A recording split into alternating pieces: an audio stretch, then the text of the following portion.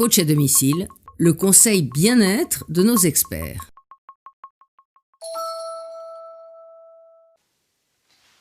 S'excuser et non se justifier. D'abord, quelle est la différence? Je vais vous donner d'abord 3 contre-exemples et ensuite 3 autres versions. Je peux vous dire, premier contre-exemple, je suis désolé pour ce retard, c'est les transports en commun, il y avait un incident à la station Gare du Nord, et bien sûr, etc., etc. Deuxième contre-exemple, je ne peux pas vous rendre ce service car en ce moment, je n'ai pas le temps, j'ai un tas d'imprévus qui me sont tombés dessus, et ceci, et ceci, et cela. Bon. Troisième contre-exemple, je ne vous ai pas oublié, mais au moment où j'allais vous envoyer ce document, un client m'a appelé pour une affaire très urgente, et vous savez, hein, etc., etc. Ou alors, 3 autres exemples. Premièrement, je vous prie de m'excuser pour ce retard. Deuxième, je suis désolé, mais ça m'est impossible de vous rendre ce service en ce moment. Troisième, je vous prie de m'excuser pour le retard dans l'envoi du document promis. Vous le recevrez demain avant 10 heures, si cela vous convient. Quelle est la différence entre ces deux versions?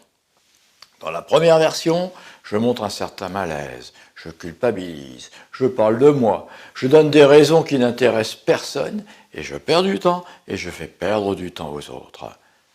Quels en sont les inconvénients? Je me dévalorise, je me mets en état d'infériorité, et j'encourage mes interlocuteurs, tout à fait inconsciemment, à s'impatienter, me manquer de respect, voire même me mépriser.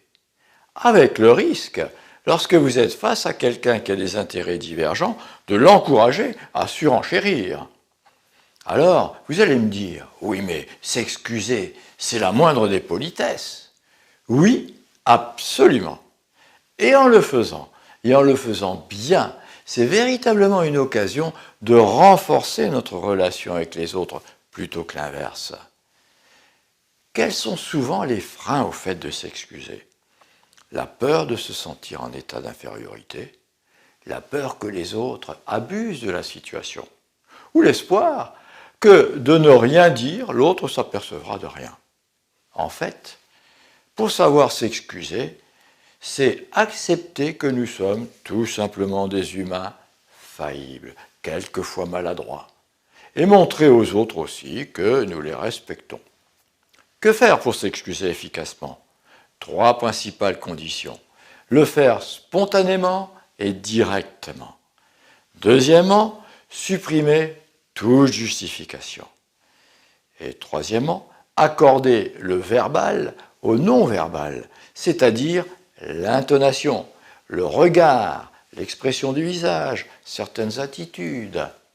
En étant ainsi à l'aise dans l'art de s'excuser, à bon escient et de la bonne manière, vous allez encore mieux vous faire respecter et gagner encore plus de confiance en vous-même.